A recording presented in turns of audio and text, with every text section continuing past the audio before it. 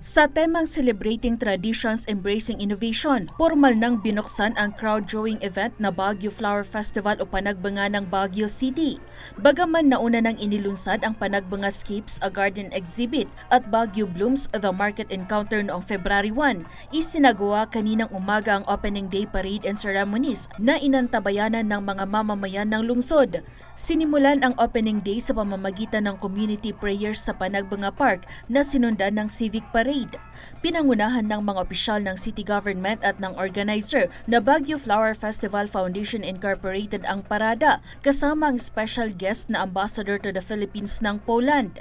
Tampok din sa parada ang mga stakeholders sa tourism industry, Navy Reserve, Police Regional Office Cordillera, ang liga ng mga barangay at mga participants sa drum and lyre competition. Sa talumpati ni City Mayor Benjamin Magalong, sinabi niya na hindi lang ang vibrant culture at tradisyon ng Baguio ang ipinapakita ng Panagbanga, kundi testamento din ito ng resilience, innovations at adaptability ng lungsod sa kabila ng mga hamon. Our theme this year, Celebrating Traditions, Embracing Innovation, encapsulates the spirit of the Panagbanga. It reminds us the importance of honoring our rich heritage while also embracing the opportunities that innovation brings. Hinikayat din niya ang lahat na nanamin ang aniya ay seamless blend ng mga mahahalagang tradisyon ng lungsod na may kasamang innovations na hindi lang nagbibigay pugay sa nakaraan, kundi nagbibigay daan din sa masaganang kinabukasan. Sa pamamagitan aniya ng paggamit sa power of innovation ay mabubuo ang maningning na kinabukasan para sa mga sumusunod na henerasyon.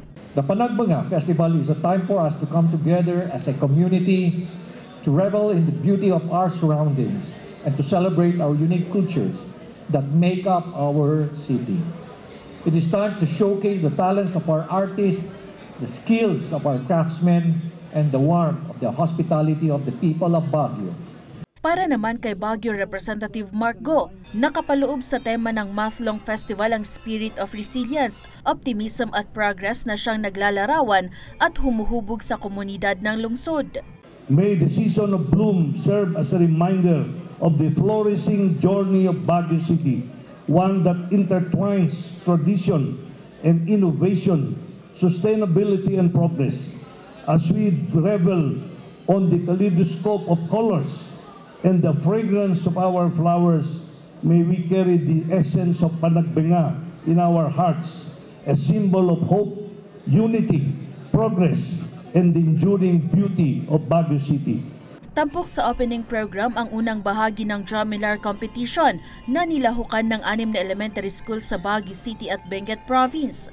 Kahit maalikabok na dahil sa pag-ihip ng hangin, hindi ito naging hadlang para ipamalas ng mga bata ang kanilang masigla at makulay na performance sa saliw ng Panagbanga Hymn.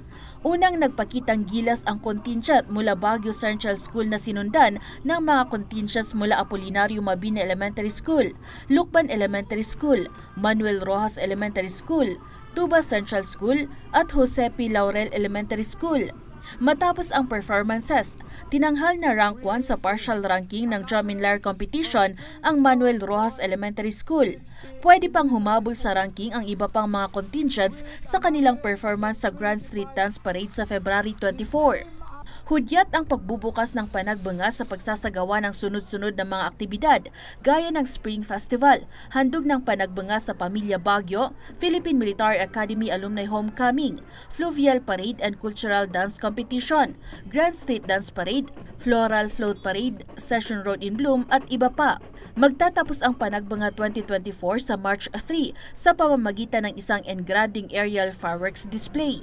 Glory Balegan para sa Pambansang TV sa Bagong Pilipinas.